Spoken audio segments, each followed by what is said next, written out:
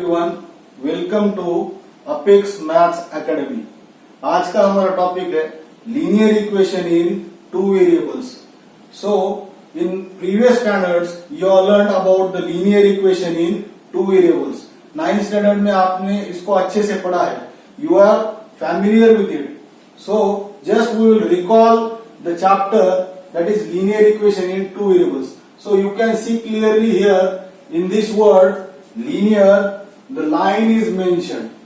Why it is mentioned? Because when you plot these line or these equations on a graph paper, it gives you a straight line. आप अगर इसको graph paper पे plot करते हैं तो आपको graph paper पे इसकी एक स्ट्रेट लाइन मिलेगी। लीनियर इक्वेशन की आपको एक स्ट्रेट लाइन मिलेगी।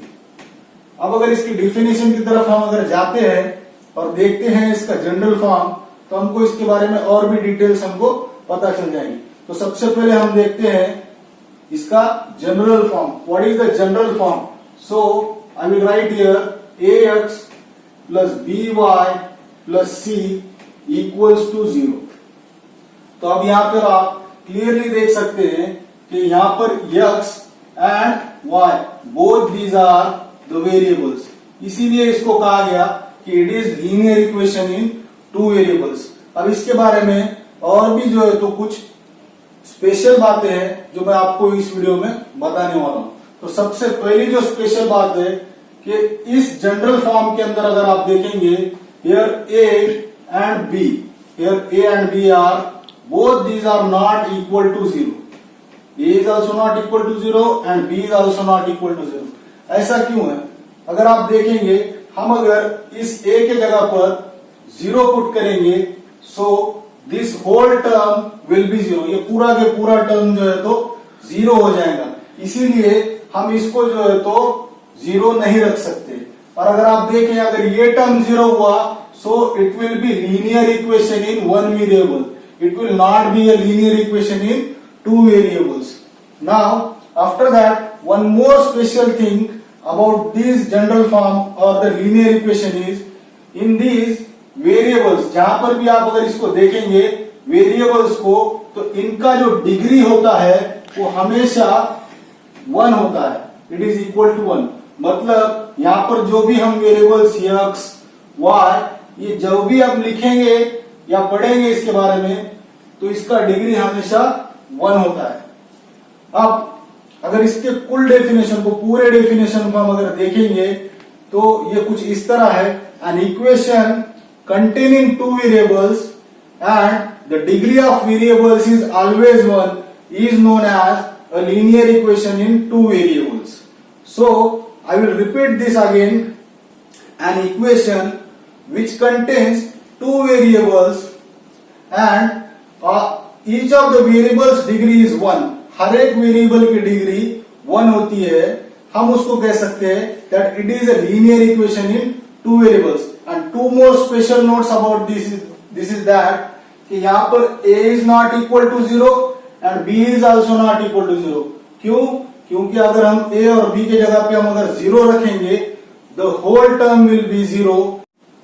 और एक बार क्लियरली ये देख सकते हैं और इस डेफिनेशन को अच्छे से हम लर्न भी कर सकते हैं। अब आपके बुक में जो कुछ एग्जाम्पल्स दिए हुए हैं और ये पेज नंबर 1 की एक्टिविटी भी है, आप यहाँ पर देख सकते हैं। मैंने कुछ एग्जाम्पल्स यहाँ पर आपके बुक से लिख कर रखे हुए हैं।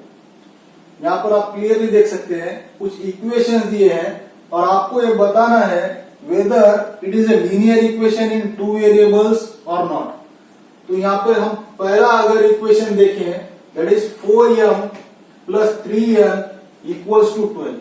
तो हम कंडीशन के हिसाब से जाएं, जनरल फॉर्म के हिसाब से अगर जाएं या उसकी डेफिनेशन के हिसाब से जाएं, तो हम यहाँ पर क्लियरली देख सकते हैं इट सेटिस्फाइज द कंडीशन।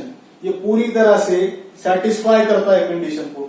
जैसे पहले टर्म में देखें, यहाँ पर कोई भी 0 नहीं है और यम के ऊपर भी जो डिग्री दिया हुआ है वो भी 1 है।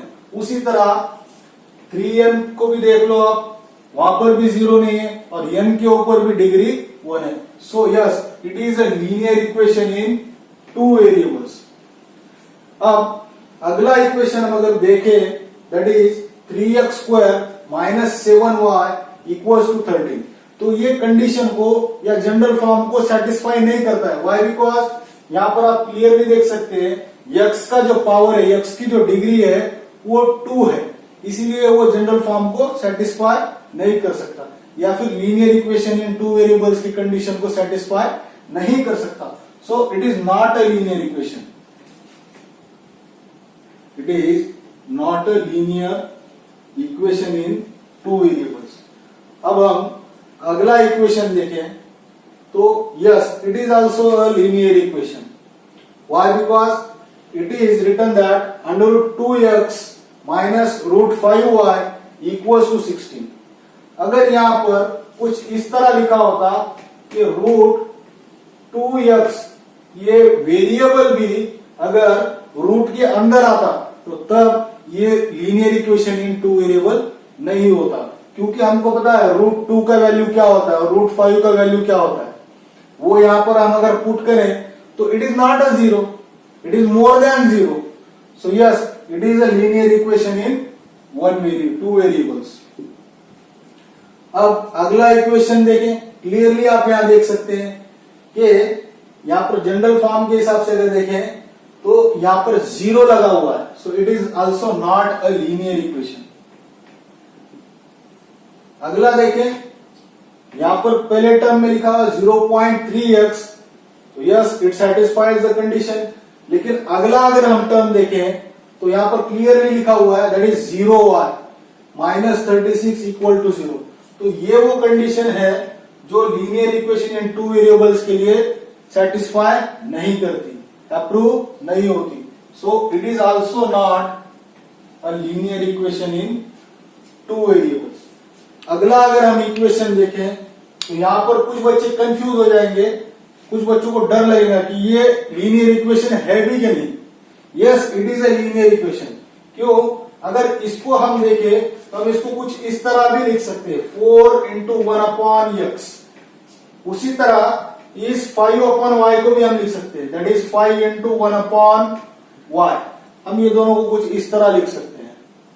सो 1 upon y is a variable and 1 upon x is also a variable.